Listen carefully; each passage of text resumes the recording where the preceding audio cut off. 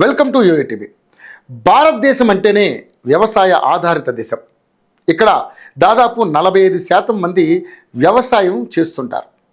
వ్యవసాయం చేసే రైతులు, కూలీలు, ట్రాక్టర్ డ్రైవర్లు, నాగలు దున్నేవారిగా, ఎరువులు తయారు చేసే వాళ్ళుగా భారత్లో కొన్ని కోట్ల మంది ప్రజలు వ్యవసాయం మీద ఆధారపడి బతుకుతున్నారు. మన దేశం వృద్ధి రేట్లో ఈ వ్యవసాయం దాదాపుగా 25%గా ఉంది. ఇది నిజానికి మనం భయపడాల్సిన విషయమే. ఎందుకంటే ఏ ఒక్క రంగం పైన అయినా కూడా కోట్ల మంది ఆధారపడడం అంత మంచిది కాదు. ఇక్కడ మీకు సందేహం రావచ్చు, ఇందులో కొత్త ఏముంది, ఎప్పటి నుంచో వ్యవసాయ ఆధారిత దేశమే కదా అని. కానీ గత పరిస్థితులకు ఇప్పటి పరిస్థితులకు చాలా తేడా ఉంది. పైగా అంతర్జాతీయ లెక్కల ప్రకారం ఏదైనా ఒక దేశపు వ్యవసాయ రంగం అనేది ఆ దేశ వృద్ధి రేట్లో 10%గా లేదంటే 10% కంటే తక్కువగా ఉండాలి. అంటే వ్యవసాయ రంగ అభివృద్ధిని తగ్గించమని అర్థం కాదు, మిగిలిన రంగాలను కూడా ఎక్కువగా ప్రోత్సహించాలని అర్థం. గత పాలకులు ఒక విజన్ అనేది లేకుండా పరిపాలన చేశారు. ఆ విషయం మీకు కూడా బాగా తెలుసు. అయితే మన నరేంద్ర మోదీ ప్రధాని అయ్యాక మనకు ఒక విజన్ అనేది చూపించారు.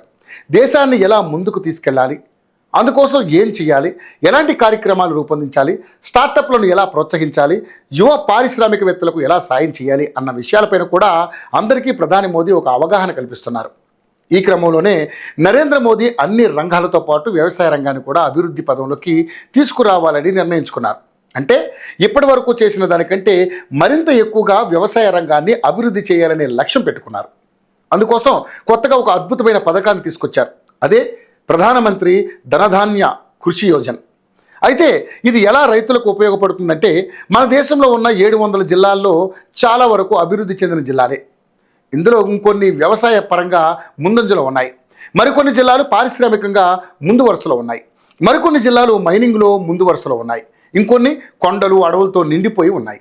వీటిలో ముఖ్యంగా కొన్ని జిల్లాల్లో వ్యవసాయమే ప్రధాన వృత్తిగా ఉంటాయి. కానీ ఈ జిల్లాలన్నీ కూడా బాగా వెనుకబడిపోయి ఉంటాయి. ఇక్కడ రైతులు కూడా సన్నకారు రైతులుగా ఉంటారు. వీళ్ళు ఆర్థికంగా కూడా చాలా వీక్ పొజిషన్లో ఉన్నారు. ఇలాంటి 100 పేద జిల్లాలను ఎంపిక చేసి వాటిని అభివృద్ధి చేయనున్నారు. అది కూడా వ్యవసాయ రంగం పరంగానే. మనం ఇందాక చెప్పుకున్న ప్రధానమంత్రి ధనధాన్య కృషి యోజన అనేది ప్రత్యేకంగా వ్యవసాయం, దాని అనుబంధ రంగాల మీద అభివృద్ధి సాధించాలన్న మాట. ప్రధానంగా వ్యవసాయ ఉత్పాదకతను పెంచడం, పంట వైవిధ్యాన్ని ప్రోత్సహించడం, సుస్థిర వ్యవసాయ పద్ధతులను అనుసరించడం, అలాగే పంచాయతీ స్థాయిలో నిల్వ చేయగలిగే అటువంటి సౌకర్యాలను పెంచడం, నీటిపారుదల వ్యవస్థను మెరుగుపరచడం పైన కేంద్ర ప్రభుత్వం దృష్టి పెట్టింది.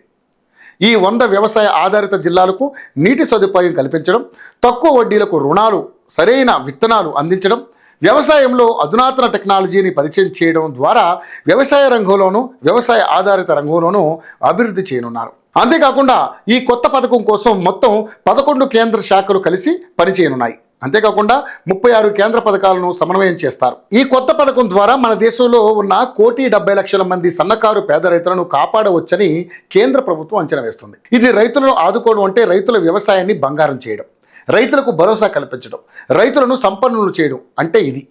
ఇలాంటి విజన్తో మోదీ ముందుకు వెళుతున్నారు.